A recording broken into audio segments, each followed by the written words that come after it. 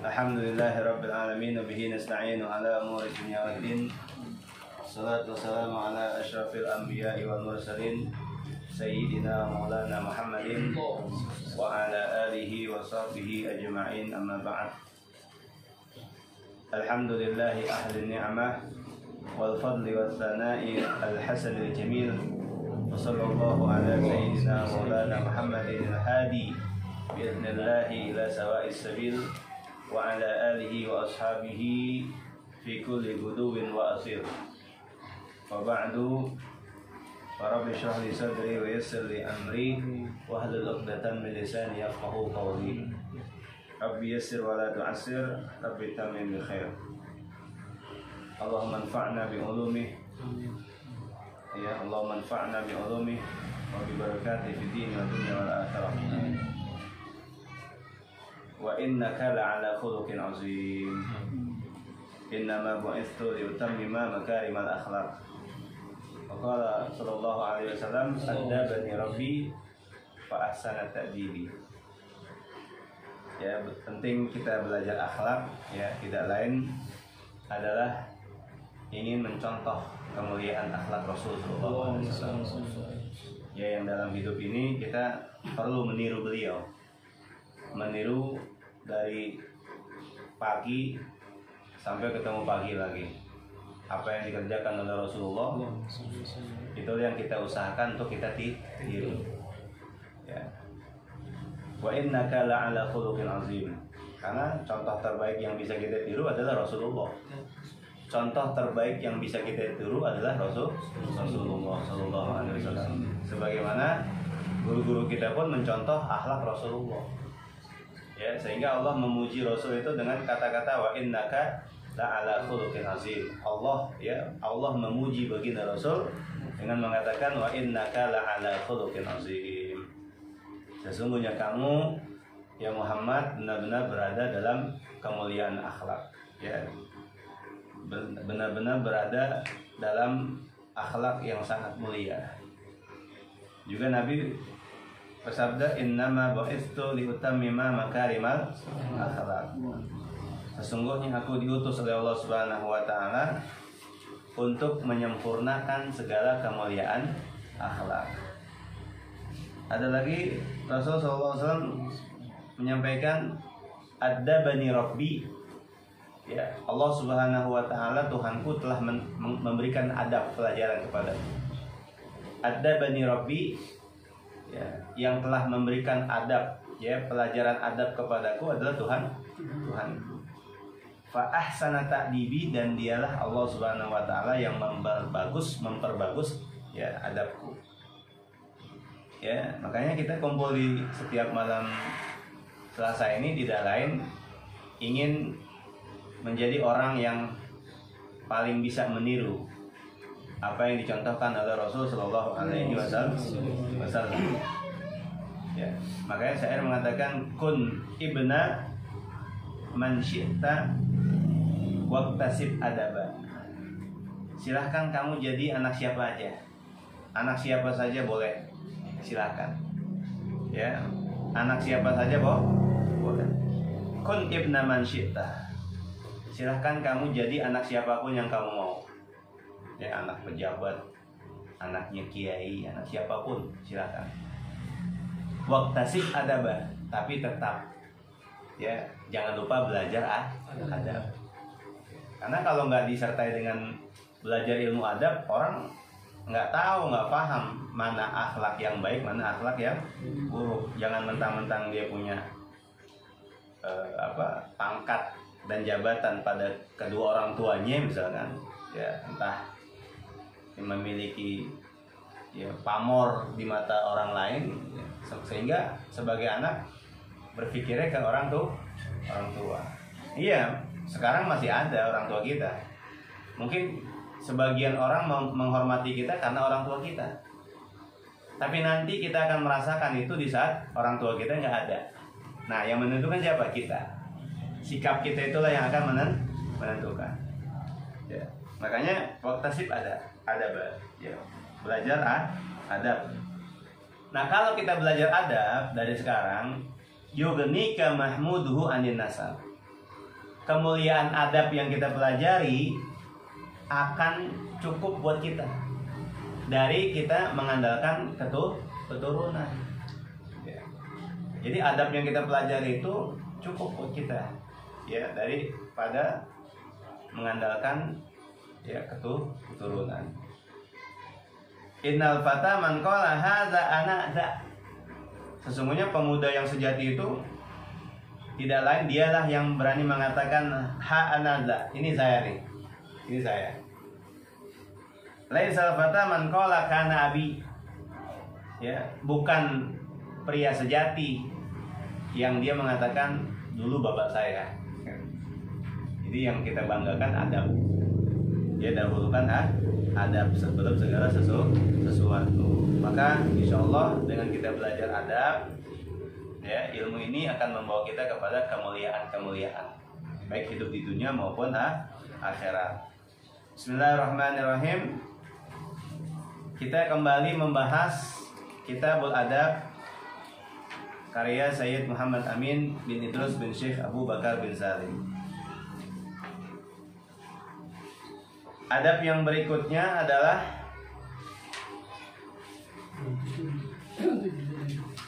adab menjenguk orang sakit. Ya.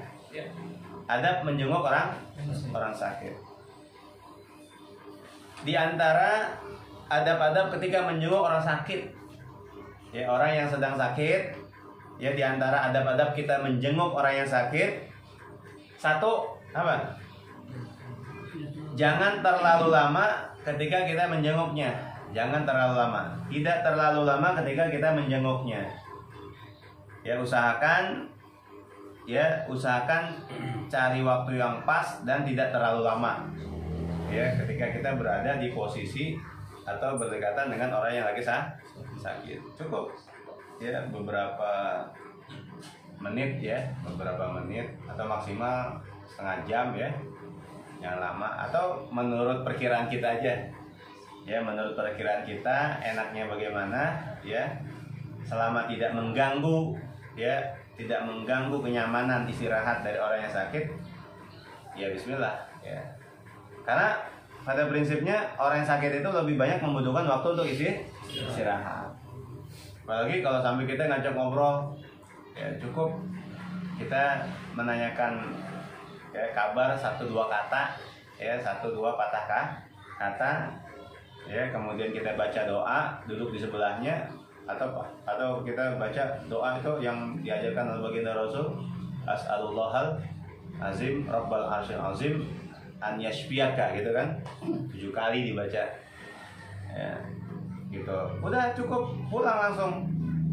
Kecuali memang orang yang sakit itu meminta kita untuk menemani, itu lain cerita, ya, lain halnya kalau orang yang sakit itu berkenan untuk kita temenin, ya udah sini aja bang, ya nggak apa-apa, ya temenin aneh, gitu, itu lain hal.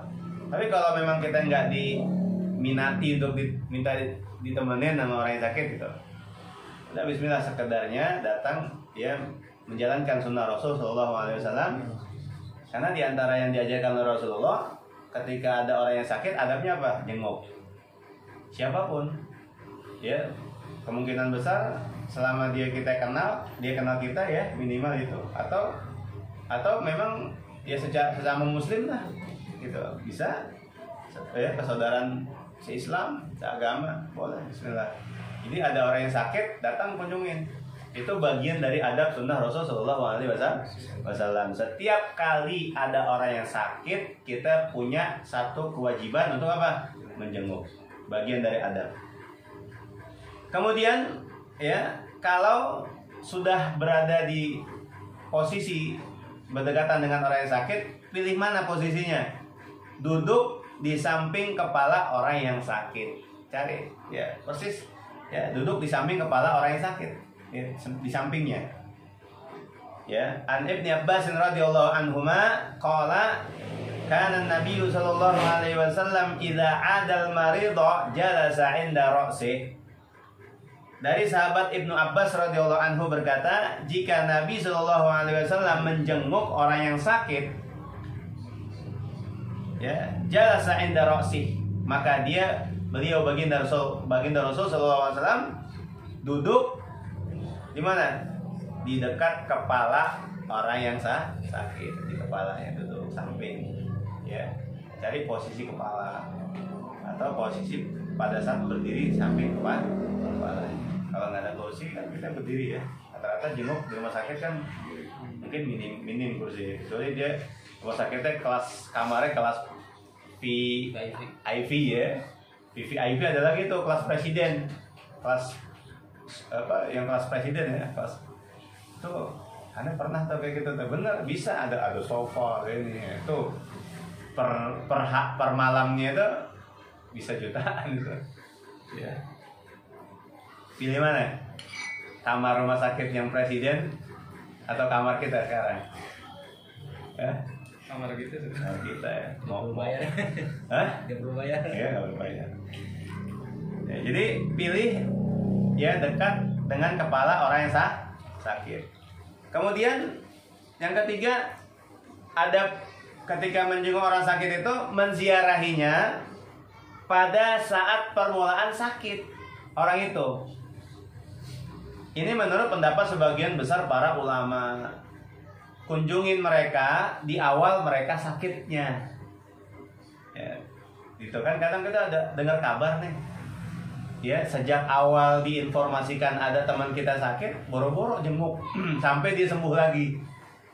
Ya kan kita kadang nggak peduli ya, cuek gitu. Jangan. Ya, sebisa mungkin ada teman, saudara, sahabat, kerabat, keluarga, andai tolan siapapun dia yang sakit, dengar ada berita sakit, langsung datang hari itu juga. Hari dikabarkan dia sakit. Ini menurut keterangan sebagian besar para ulama. Kapan kita jenguknya? Di awal permulaan orang itu sakit. Ya, baginda Rasul mengatakan idza marida fa'udhu. Idza marida fa'udhu. Ya, jika ia sakit, maka jenguklah dia. Ya, maka jenguklah dia. Awal pertama kali dia sakit. Ada juga pendapat yang lain mengatakan dianjurkan untuk berziarah, menjenguk orang yang sakit itu pada hari ketiganya. Ya, pada hari ketiga. Boleh dah hari pertama ikutin tuh dalil. Idza marida fa'udhu. Apabila ada orang sakit, jenguk dia langsung. Ya, atau mengikuti pendapat yang kedua. Apa pendapat yang kedua? Karena Nabi sallallahu alaihi wasallam la ya'udu maridun illa ba'da salasin. Adalah baginda Nabi sallallahu alaihi wasallam, ya sesungguhnya beliau Nabi sallallahu alaihi wasallam tidak menjenguk orang yang sakit kecuali pada hari ketiga. Ya, pada hari ketiga orang itu sakit. Hari pertama enggak, hari kedua enggak, hari ketiganya kita jenguk. Bismillah. Ya, mau sendiri, mau berdua, mau bareng-bareng, bismillah datangin. Ya, ini dulu ya kebiasaan kita ya, ada teman kita sakit, jenguk ya kan, urunan ya kan. Kita kasih hadiah. Memang begitu adabnya. Kenapa perlu kita kasih hadiah ke dia? Ya supaya semangat dia. Dengan kita kasih sesuatu, paling tidak kita datang aja. Kita datang, itu senangnya bukan main. Nah, senangnya itu membuat motivasi bangkit lagi tuh, motivasi untuk sehat, untuk sembuh gitu.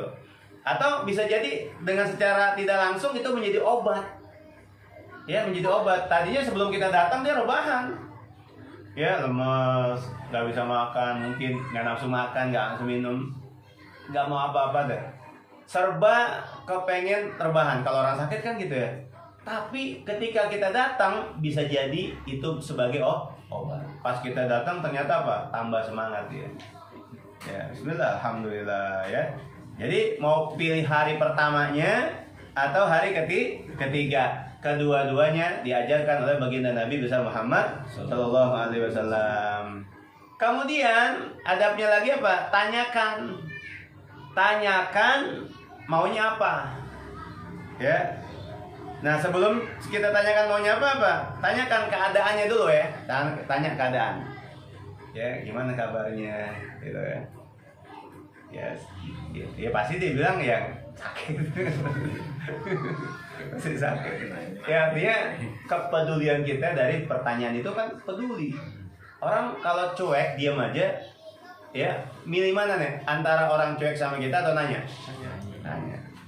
Makanya kita kalau ditanya, gimana kabarnya? Alhamdulillah. Itu udah sebuah apresiasi, ya sebuah apresiasi kita ke dia. Kenapa? Dia dengan bertanya ke kita peduli, ya kan? Ya, gimana kabar? Alhamdulillah baik, makasih ya. Baik. Tanya kabar keadaan orang yang sakit. Habis itu apa? Tanyakan ke orang yang sakit yang kita jenguk itu, dia maunya apa? Dia mau makan apa? Gitu. Ya tanyain mau apa gitu. Supaya bisa memotivasi dia untuk sembuh. Mau tanya apa, mau makan apa gitu. Tanyain deh pokoknya. Yang dia mau hari ini apa? Pokoknya gue beliin. Ya. Apapun dia tanyakan. Ya, tanyakan kepada orang yang sakit apakah dirinya menginginkan sesuatu. Ya. Pas yang lagi kita pegang handphone, dia mau handphone. kasih gak kira-kira? Ya, Anda pernah jenguk bawa tasbih. Dia mau tasbih aneh. Untuk tasbih. Untuk tasbih. Ya Allah ya. Enggak apa-apa, hadiah. Tahabu. Saling memberi hadiahlah kamu, nanti kamu akan muncul saling cinta. Kemudian yang keenam, jangan terlalu sering jenguk. Ya, di antara adabnya jangan terlalu sering jenguk. Cukup sekali, ya. Atau ya 2 kali itu selesai. Jangan terlalu sering jenguk. Sabda Nabi SAW, "Aghibbu fi iyadatil marid." Jangan terlalu sering dalam menjenguk orang yang sakit. Kenapa? Bosan, bisa jadi bosan. Ya, gitu. Ya karena ya banyak hal lah ya yang membuat orang itu bosan. Terlalu sering ketemu juga bosan. Pengajian kalau setiap hari juga mungkin bosan. Bosan nggak? Yang bilang bosan hati-hati. Jadi kalau jenguk orang yang sakit jangan terlalu sering.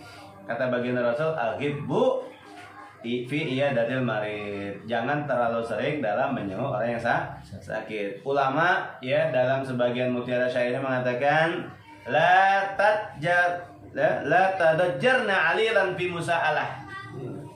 Jangan kamu mengganggu ketenangan orang yang sakit dalam banyak pertanyaan. Ya, jangan kamu mengganggu orang yang sedang sakit dalam banyak pertanyaan, dalam banyak obrolan, jangan dalam banyak apa lagi pembicaraan, gak usah. Cukup menjenguk orang yang sakit itu kita tanya sedikit sekali aja, kemudian kita doakan pulang. Selesai. Ya, nggak usah ditanya ini, tanya itu, nggak usah. Ya, apalagi pertanyaan-pertanyaan yang bisa membuat dia bosan. Inna iyadata yaumun baina yaumain. Karena sesungguhnya menjenguk orang yang sakit itu cukup sehari dah. Di antara 2 hari yang ada, ya, di antara 2 hari yang ada, ambil 1 hari yang kita pakai buat jenguk. Ya, ambil 1 hari kita pakai jenguk. Ini adabnya. Bal salhu an halih wad'ul ilahalah. Ya, tetapi yang menjadi etika buat kita kepada orang yang sakit apa? Balsalhu an halih. Tanyakan dia tentang keadaannya. Gimana, masih sakit gak? Apa yang dirasain sekarang? Ya, dan sebagainya deh. Ya, yang kita paham tuh bahasa. Ya, kita bisa pakai ya untuk bertanya tentang keadaan orang yang sakit dengan pendekatan yang dari hati ke hati, gitu. Wad'ul ilaha lahu, dan doakan, mohonkan kepada Tuhan, wad'ul ilah, dan mohonkan kepada Tuhan lahu untuk dia, untuk orang yang kita sedang jenguk. Ya, kita mungkin banyak di antara kita yang jenguk tapi nggak pakai adab yang seperti ini. Udah jenguk udah seperti biasa. Ya, pulang lagi itu. Harusnya kan jenguk ya kan paling tidak ada yang dipegang. Kalau jenguk tuh paling dia dan dipegang dari badannya, entah tangan, entah kaki, ya semoga sembuh ya. Ya, kalau enggak baca doa as'alullahal azim wa rabbal arsyil azim an yashfiak. 7 kan? 7 kali. Apa? As'alullahal azim rabbal arsyil azim an yashfiak. 7 kali. Atau pakai bahasa kita yang bisa. Ya Allah, semoga cepat sembuh ya. Saya prihatin nih. Mudah-mudahan bisa sembuh. Nggak sepi kalau pengajian nggak ganti gitu ya. Ya gitu. Tanyakan keadaannya dan doakan kepada Tuhan untuk dia. Wajlis biqadri fawaqib. Ya, wajlis biqadri fawaqin baina halbain. Dan duduklah kamu di antara orang yang sakit itu tuh yang kamu jenguk sekedar waktu yang singkat. Sekedar waktu yang singkat. Ya, jangan terlalu lama dan jangan terlalu banyak bicara. Udah cukup datang, ya, tanyakan keadaannya, doakan dia, udah, bismillah pulang. Cukup dengan waktu yang singkat, nggak usah sampai berjam-jam. Sehingga apa? Kalau di rumah sakit kan ganggu yang lain. Kerumunan kita kan, apalagi kalau itu kelas-kelas yang banyak orang ya, kelas 2, kelas 3, kelas 1 mungkin ada 2 orang, tapi kan masih ada orang lain ganggu. Ya, begitu. Belum lagi nanti ada keluarganya yang jaga, apalagi dari keluarga yang memang beda jenis dengan kita, kan lebih mengkhawatirkan lagi kerisihannya itu kan. Ya kan yang jaga perempuan, akhwat. Ya kita yang jenguk laki-laki. Pasti dia akan jaga diri. Gitu. Makanya dalam batas waktu yang sangat singkat tentukan untuk ketika kita menjenguk orang yang sakit. Jangan terlalu lama. Ini adab. Ya, manzaro gibban akhon damat mawaddatuh. Barang siapa yang mengunjungi saudaranya dengan waktu yang sangat jarang, gitu. Gibban dalam waktu yang jarang-jarang, nggak terlalu sering. Manzaro gibban akhon, barang siapa yang berziarah atau mengunjungi saudaranya dalam waktu yang tidak terlalu sering, damat mawaddatuhu, niscaya akan terus-menerus ada saling cinta. Coba kalau terlalu sering, gimana? Terlalu sering ya kita datang ke rumah Supri, sering man. Pagi datang, sore datang, malam datang, seminggu full. Kira-kira ente keganggu gak? Keganggu. Orang punya privasi, ya. Orang punya wilayah private yang cukup lah, ya, didatangi pada jam-jam tertentu. Akhirnya sampai orang menulis jadwal kunjungan. Kalau mau datang ke rumah Supri jam segini, tulis kepada itu. Tidak menerima tamu kecuali pada jam sekian. Kan gitu. Itu tujuan tidak lain mengedukasi orang. Paham ya? Kadang ada kiai, abaib atau ulama ya kan? Ya mungkin dia majang di rumahnya, di depan majlisnya, jadwal kunjungan ke rumah Pak Kiai. Setiap hari Senin sampai Rebo, jam sekian. Di luar jam ini, di luar hari ini, berarti apa? Tidak boleh berkunjung. Bukan tidak boleh, artinya apa? Dia perlu istirahat. Mungkin seperti itu. Karena memang manzaro gibban akhon damat mawaddatuhu. Barang siapa yang dia berkunjung ke rumah saudaranya dalam waktu yang tidak terlalu sering, damat mawaddatuhu, nanti rasa kasih sayangnya ini munculnya ini akan terus menerus. Ya bawaannya kan kangen terus, dia kan bawaannya rindu terus. Bikin seminggu sekali atau sebulan sekali. Jangan setiap hari. Beda kalau memang dia keluarga atau istri kita, beda. Ya, wa kana zaka sholahan, dan itu kunjungan setiap hari itu menjadi bagus lil khalilain. Ya, buat orang yang saling mencinta. Itu Masya Allah. Makanya kunjungan kita ke rumah, ya, orang yang sedang sakit dengan niatan menjenguk, ya, maka apa? Atur waktu sesingkat mungkin, ya, supaya tidak mengganggu waktu istirahat mereka yang sakit ketika kita berkunjung. Kemudian yang ketujuh apa? Adab kita menjenguk orang sakit, mendoakan dengan lafaz, ya, dengan meletakkan tangan. Tangan di mana? Tepat di posisi tubuh orang yang sakit. Tangan kita nih, ya, kita letakkan di posisi tubuh orang yang Sakit apa bacanya? As'alullahal azim Rabbal arsyil azim an yashfiak. Ini ya yang tadi kita baca tuh. As'alullahal azim Rabbal arsyil azim an yashfiak. Baca 7 kali. Di mana tempat, ya, di mana posisi orang yang sedang merasakan sakit. Ya, yang dirasakan kepala, pegang kepala. Yang dirasakan tangan, pegang tangan. Yang dirasakan kaki, pegang kaki. Yang dirasakan perut, pegang perut. Yang dirasakan apa saja, pegang itu. Bismillah. Bacanya apa? As'alullahal azim Rabbal arsyil azim an yashfiyaka. Ya, ini bacaannya. Kalau kita, ya, sedang menjenguk orang yang sakit, ya, hafal enggak? As'alullahal azim Rabbal arsyil azim an yashfiyaka. Sembuh insyaallah, sembuh. Ada sakit apapun pegang, sembuh insyaallah. Ya, sabda Rasul sallallahu alaihi wasallam. Kenapa? Ini diajarkan oleh Rasul sallallahu alaihi wasallam. Anna min tamamil iyadati, bahwa sesungguhnya termasuk dari kesempurnaan menjenguk orang yang sakit, termasuk dari kesempurnaan menjenguk orang yang sakit, antado ayadaka alal marid, bahwa kamu taruh tanganmu di atas anggota tubuh orang yang lagi sakit. Itu kesempurnaan menjenguknya gitu. Ya, di antara kesempurnaan menjenguk orang yang sakit apa? Taruh tangan di anggota badan orang yang lagi sakit. Apa aja yang bisa dipegang? Baca doa As'alullahal azim Rabbal arsyil azim an yashfiyaka. Ya, berapa kali? 7 kali. Ya, Allah sembuhkan tuh penyakitnya. Apa saja penyakitnya. Kemudian berikutnya apa? Menziarahi pada waktu yang tepat. Iya, tadi kita bahas. Ya, pada waktu yang tepat, ya. Kemudian di antara adabnya lagi apa? Jangan nakut-nakutin orang yang lagi sakit dengan mengatakan bahwa penyakitnya nggak bakal bisa sembuh. Penyakitnya akan membawa kematian. Jangan, meskipun kita tahu, tutup aja udah. Enggak, insya Allah sembuh. Ya, insya Allah sembuh gitu. La ba'sa tahurun insya Allah. Kan doa gitu kan? Ketika kita mendengar atau mendoakan orang sakit apa? La ba'sa tahurun insya Allah. Insya Allah sembuh, nggak apa-apa gitu. Jadi jangan sekali-kali menakut-nakuti orang yang lagi sakit dengan mengatakan bahwa penyakitnya bisa menyebabkan kematian. Ya, meskipun sudah didiagnosa dia bakal gitu ya.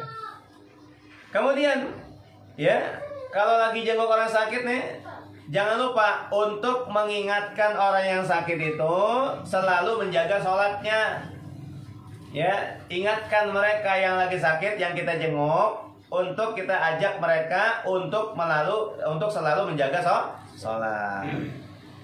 Selain itu juga jelaskan ke dia, ke orang yang sakit yang kita jenguk ini, bahwa sekondisi apapun, seberat kondisi apapun orang yang lagi sakit itu, jangan sampai meninggalkan sholat. Kasih tahu, ya, mau sakitnya seperti apapun, tidak ada keringanan untuk meninggalkan sholat. Apapun keadaannya orang yang sakit tidak boleh meninggalkan sholat. Kasih tahu, titik.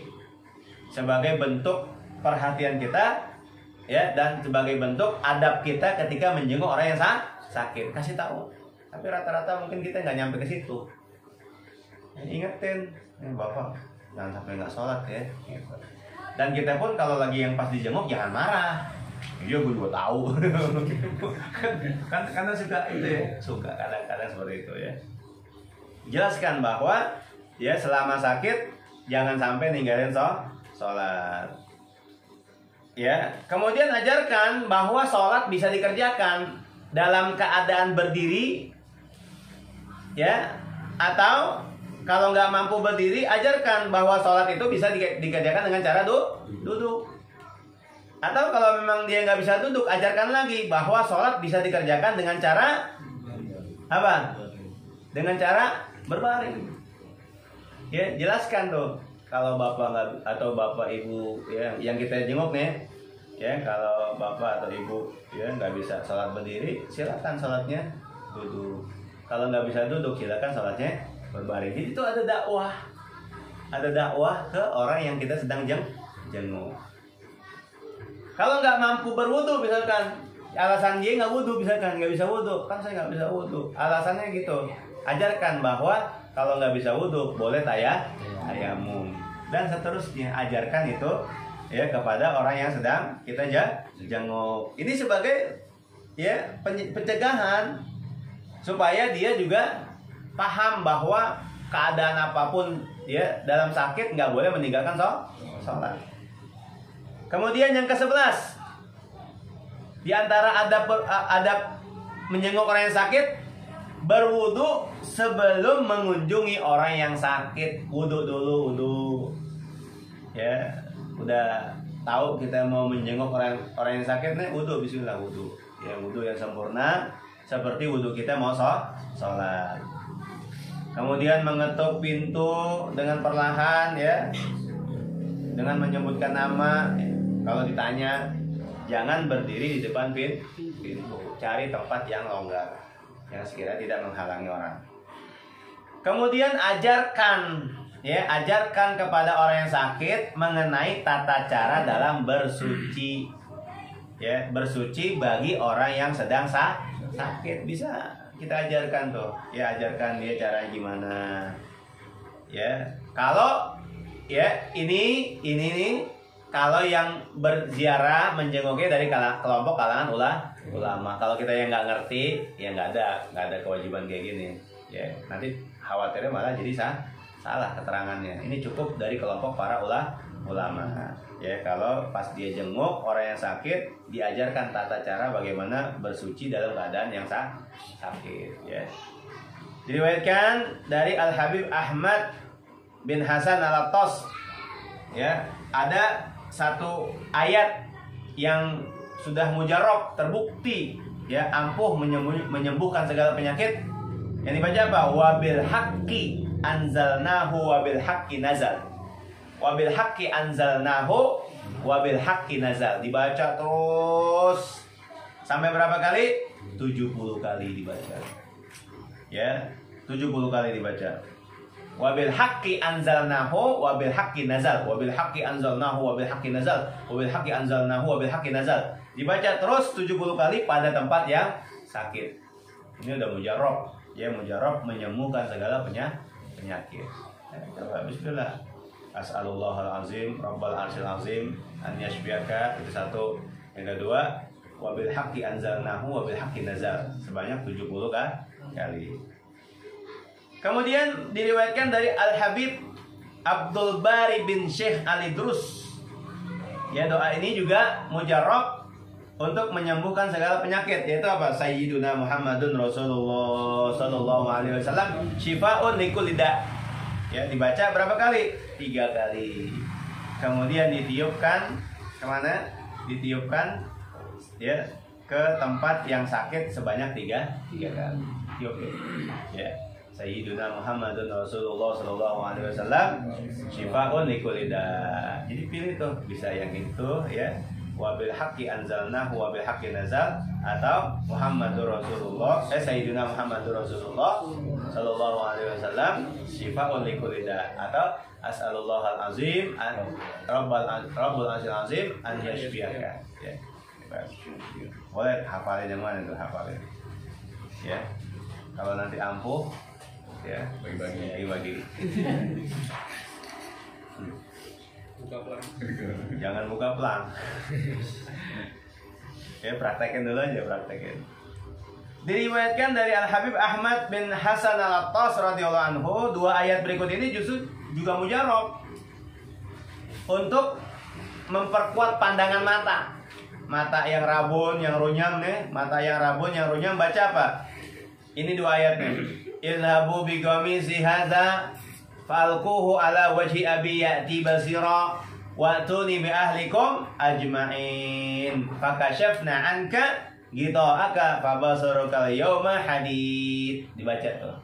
Ini doanya Nabi Allah siapa? Ya. Dalam surah Yusuf. Ya, pada saat kisahnya Nabi Allah Yusuf ya, yang diceburin Nabi Allah Yusuf ini diceburin sama saudara-saudaranya ke sumur. Ya, izhabu bi qamisi hadza, ya, pergilah kalian bi qamisi hadza, dengan bajuku ini, gamisku ini, bajuku ini, fa'alquhu ala wajhi abi, serahkan, ya, berikan dia ke wajah bapakku. Siapa ya? Nabiullah ya Yakub. Ya tibasiro, nanti dia akan melihat lagi, karena Nabiullah Yakub punya penyakit apa? Gak bisa ngelihat, ya, gak bisa ngelihat. Ya, kata Nabiullah Yusuf, kasih nih baju saya, kasih baju saya, serahkan ke bapak saya, ya, bapak kita, serahkan ke apa, wajah Abi, kemudian begini, ya tibasiro, nanti dia akan melihat lagi. Waktu di bi ahlikum ajma'in. Fakashafna anka ghita'aka fabasaruka yawm hadid, ya. Ini gamis ini gamis yang memang tadinya milik Nabiullah Ibrahim alaihissalam. Ya, Nabiullah Ibrahim alaihissalam. Yang ketika Nabiullah Ibrahim alaihissalam itu dilemparkan oleh siapa? Oleh raja siapa? Ke dalam api. Siapa? Yang melemparkan? Raja Namrud, ya, yang dilemparkan Nabiullah Ibrahim itu ke dalam api. Ya, kemudian apa? Kemudian malaikat Jibril alaihissalam, ya, diperintahkan oleh Allah Subhanahu wa taala untuk memakaikan Nabiullah Ibrahim dengan gamis ini. Ini gamis ini asalnya dari surga. Ini gamis asalnya dari surga. Wa huwa minal jannah. Ini pakaian yang dari surga. Ketika Nabiullah Ibrahim alaihissalam dilemparkan ke api itu apa? Oryanan. Beliau dalam keadaan telanjang. Telanjang dilempar ke api. Dilempar ke api, ya, Allah perintahkan Jibril untuk memakaikan baju gamis dari surga. Makanya pas Nabiullah Ibrahim dilemparkan ke api, dipakaikan oleh malaikat Jibril. Adem tuh api. Waku nibar dan api itu adem. Ya, api itu nggak membakar Nabiullah Ibrahim, sampai Nabiullah Ibrahim pun diselamatkan oleh Allah Subhanahu wa taala dari kobaran api yang membakarnya. Malah kedinginan dengan pakaian itu. Nah, ini gamis yang tadinya dimiliki oleh Nabiullah Ibrahim, ya, kemudian, ya, dipakaikan oleh Nabiullah Yusuf alaihissalam. Ya, gitu. Ketika apa? Wakana fi unukihi itu. Jadi ini gamis ini ada di dikalungin ke Nabiullah Yusuf alaihissalam, filjub. Ya, yang pada saat itu dilemparkan ke dalam sumur yang gelap, muzlimul bi'r. Ya, jub tuh muzlimul bi'r, ya, sumur gelap gulita. Ya. Jadi wahadzal gamis min harir jannah. Ini gamis ini terbuat dari sutra yang berasal dari surga. Min harir jannah, sutra surga. Ketika Nabiullah Ibrahim dilemparin dalam keadaan telanjang, datang Jibril, fa'al basahu, kemudian Nabiullah Ibrahim dipakaikan baju oleh malaikat Jibril. Kemudian ketika gamis itu dimiliki oleh Ibrahim, sampailah ketika beliau meninggal dunia, ya, Nabi Ibrahim meninggal dunia, warisahu Ishak. Baju itu diwariskan kepada Nabiullah Ishak. Ya, falamma mata, kemudian ketika Nabiullah Ishak meninggal dunia, warisahu Yakub. Baju ini berpindah tangan ke Nabiullah Yakub. Bapaknya siapa? Yusuf. Bapaknya Nabiullah Yusuf. Kemudian Nabiullah Yakub menyimpan ini baju dengan baik dan rapih dalam satu tempat, ya, dalam satu tempat yang kecil gitu. Ya, kemudian ditutup rapat, digantungkan di mana? Digantungkan di leher Nabiullah Yusuf. Hifzan minal ain. Karena buat jaga-jaga. Dikalungin tuh jaga-jaga. Nah, falamma ulqiya fil jubbi uryanan, maka ketika Nabiullah Yusuf pun diceburkan ke dalam sumur dalam keadaan telanjang, Nabiullah Yusuf tuh diceburkan ke dalam sumur dalam keadaan telanjang, atahu Jibril. Kemudian datang malaikat Jibril dengan membawa itu baju. Dengan membawa itu baju dipakaikan ke Nabiullah Yusuf alaihissalam.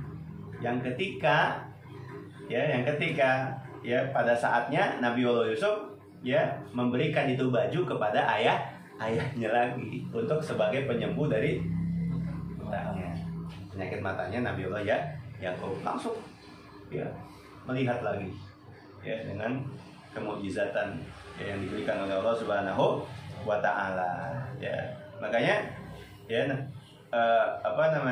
Jibril mengatakan anna fi hariha wa la yulqa ala mubtalan illa ufiya.